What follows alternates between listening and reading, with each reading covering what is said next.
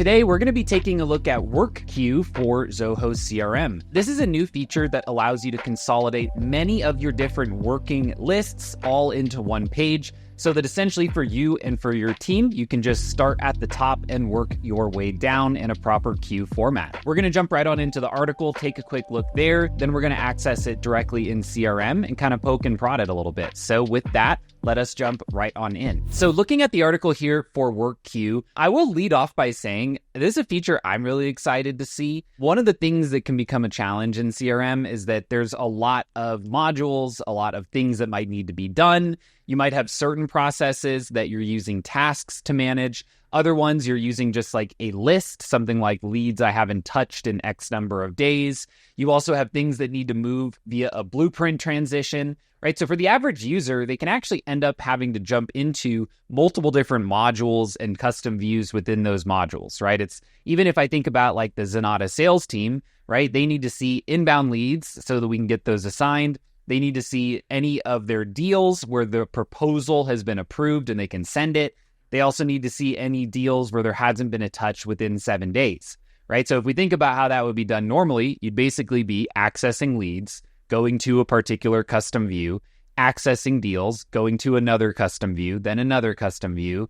Then also we might have some tasks that get created as part of the process to check in on things. So realistically, you end up with like 4 or 5 different places where you might need to go.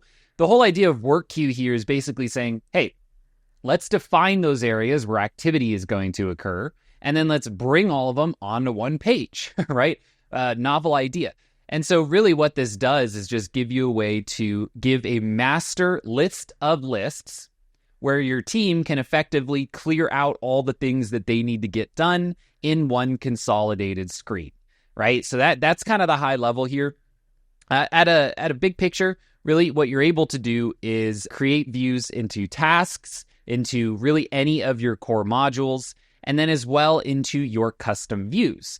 So what you'll find here is we're looking at it within CRM is there's parts of this that are going to be on by default. That's things like my task meetings calls up here at the top.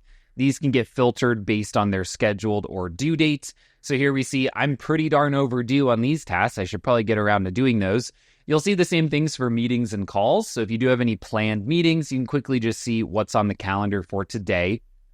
One part of this that's really cool, we can see it here, is if you do have any processes that are structured via a blueprint, any of those blueprint transitions are actually going to show up in this little jobs section. So if you've got approvals or blueprints, those are going to go here. It's funny, there actually has always been a module for my jobs. It just normally doesn't get used that much because it's kind of off on the side and people don't really think about it, but it has actually existed as a module. I think putting it here as an actual part of the work queue is going to make it much more likely that people really use this. Again, benefit here, you think about your blueprint steps. Those are oftentimes going to be visualized in custom views, like show me deals at stage A, at stage B, at stage C, and each of those are going to have their own blueprint transitions. Here, it's just going to put everything where there's a transition waiting on me, so basically owned by me with an active transition, is all just going to go onto one consolidated view. And then down here below is the work queue. So this works a few different ways. You'll basically be able to create different categories and lists. I recommend category view just because it kind of groups things by module. That would be my preference here. You can add to it. So you're going to see some kind of default queues. These are ones that are offered by the system natively, right? So I don't need to do anything. These are just going to be set up for me. So honestly, untouched deals for a week, that's one that we actually do use inside of the Zenatta CRM. So if I want to add that to the queue, it's going to drop it in here. It put it in the deals module automatically just because it's related to that particular module of data. But you're not restricted to just these normal ones that they offer by default. You can come in here and basically make a work queue based on a custom view, a date field, or a criteria. I would strongly recommend doing most of these based on custom views, right? So to do that, what I would essentially do is jump over into like my deals module. Now, before we move on, I do want to ask if you're finding the video useful so far, please be sure to like and subscribe down below. That's a totally free way to help us out. While you're down there, leave a comment with any questions, feedback, or, jumps of joy that this feature is rolling out. And head on over to Zenatta.com and click on book a meeting if you'd like to talk about how we can help with your Zoho implementation.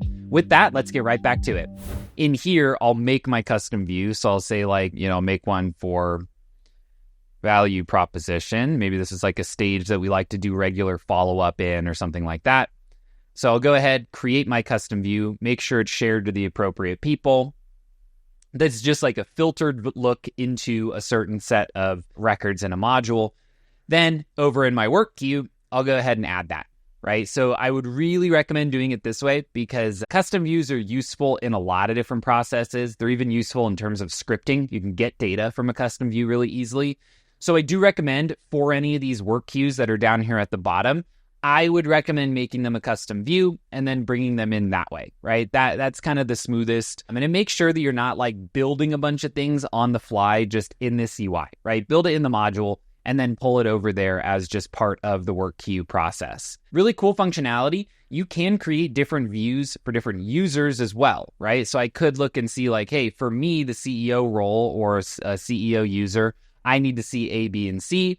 Whereas a user that's maybe on my sales team, they need to see 1, 2, and 3, right? So something like leads might be relevant for one user, but for another, they might not, right? And you would need to come in and set up like cases. Let's say they were like a customer service employee. Really cool. I mean, the ability here just to create that one consolidated list. One of the things that, we coach a lot of our clients on when we're setting up CRM processes is essentially give your team the ability to clear it out. Right? There should be some definition of like done. So if I have leads that haven't been touched in 3 days, deals that haven't been touched in 7 days, and proposals that need to be sent, I can put all those in a work queue and they can actually move out of the work queue once I've taken some kind of action.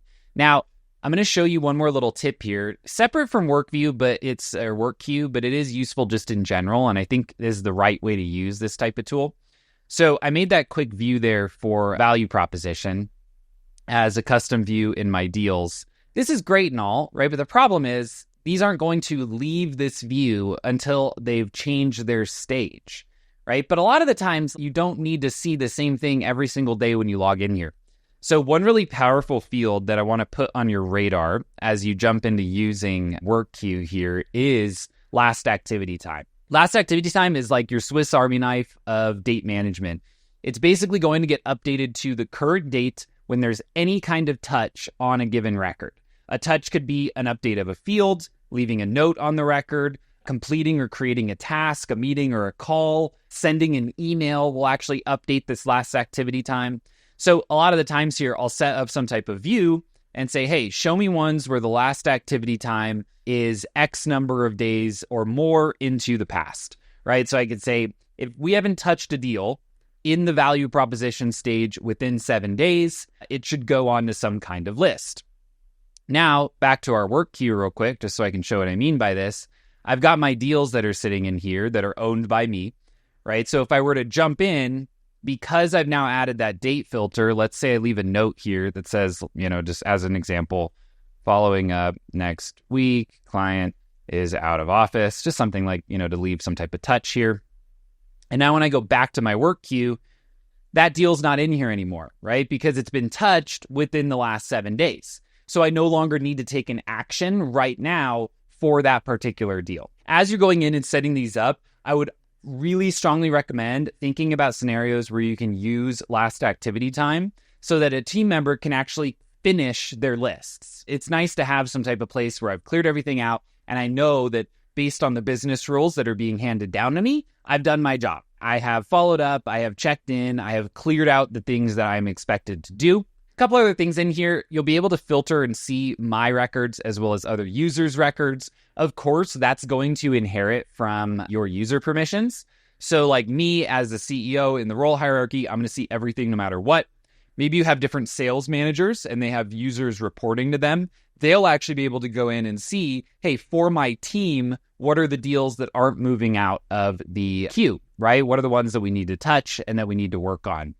You also do have this ability up in the top right, similar to like the quick filters when you're looking at a list view, to add any additional filters that you need, right? So if I wanted to come in here and say, hey, show me the ones that are above a certain dollar amount, I can go ahead and just apply that, right? And it's going to instantly hit this view and filter down based on the criteria that I've specified. Overall, I'm really excited about this one. I think that one of the challenges that teams run into in really using the CRM, especially once they've customized it a lot, is that there's just things that show up in lots of different places. Tasks, leads, meetings, calls, deals, sometimes accounts if you have some type of prospecting approach that you're doing regularly on different accounts. Being able to bring all of that into one page is something we've honestly been waiting on for quite a while. Now, you might be thinking, well, you could always go to your homepage view, right, and add different lists of data here, right? And you can, right? So if we look at like a pipeline dashboard, I can put my leads, I can put my tasks, I can put the benefit, I can put some charts and graphs and things like that. So you've had similar functionality to this in the past. The challenge is just that, one, you are a bit limited on how many things you can jam onto this particular page.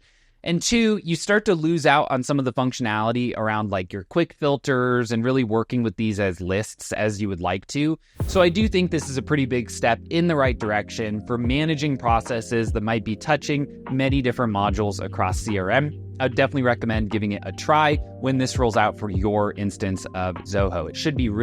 I think it should be in your account now. If it's not, it'll be there soon. With that, I think we're ready to wrap up here for today. If you found the video useful, be sure to like and subscribe down below. That's a totally free way to help us out. While you're down there, leave a comment on if this is something that you are excited to see, or if you think it's kind of redundant and you've just kind of already been doing this on the homepage like I have. Again, I think there's a benefit to this, but I'm open to, your feedback. And then last but not least, head on over to Zenatta.com and click on book a meeting if you'd like to talk about how we can help on your Zoho implementation.